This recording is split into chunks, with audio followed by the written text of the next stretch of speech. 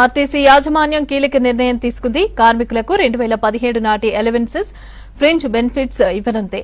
80% పెంచి ఇచ్చేందుకు యాజమాన్యం ఓకే చెప్పింది. ఆర్టీసీ అధికారుల నిర్ణయంపై జేఏసీ నేతలు ఆనందం వ్యక్తం చేస్తున్నారు. ఆర్టీసీ కార్మికుల సమస్యలు, గతంలో ఇచ్చిన హామీల అమలుపై ఫోకస్ చేసింది యాజమాన్యం. సమ్మె విరమణ సందర్భంగా ప్రభుత్వం అంగీకరించిన పలు సమస్యలను పరిష్కరించేందుకు యాజమాన్యం ముందుకు వస్తుంది. తక్కువ టైంలోనే ఒక్కో సమస్యను పరిష్కరిస్తూ ఆర్టీసీ జేఏసీ నేతలు ఉంచిన నమ్మకాన్ని నిలబెడుతూ వస్తోంది. ఇందులో భాగంగానే ఆర్టీసీ ఉద్యోగులకు ప్రకటించిన 11% ఫిట్మెంట్ ను జులై 1న ఇచ్చేందుకు యాజమాన్యం అంగీకరించింది. గురువారం ఆర్టీసీ జేఏసీ నేతలతో సమావేశమైన యాజమాన్యం వారి సమక్షంలో ఈ నిర్ణయాన్ని ప్రకటించింది. 2017 అలవెన్స్లతో పాటు ఫ్రింజ్ బెనిఫిట్స్ ను 80% పెంచి ఇచ్చేందుకు కూడా యాజమాన్యం అంగీకరించింది.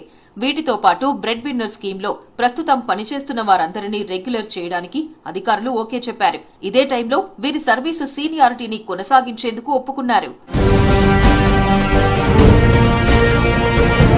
జూనియర్ అసిస్టెంట్లుగా అర్హత పొందిన వారికి ఈ నెలాఖరులో పోస్టింగ్ ఇచ్చేందుకు కూడా అధికారులు ఆమోదం తెలిపారు.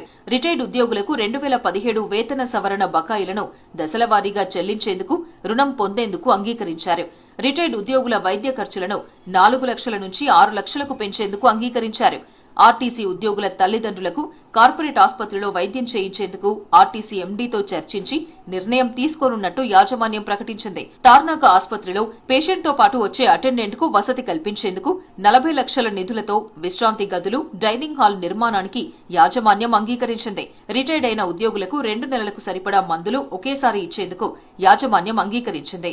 మిగిలిన సమస్యలు మళ్లీ జరగనున్న సమావేశంలో చర్చించి నిర్ణయం తీసుకోనున్నట్టు జేఏసీ నేతలు వివరించారు.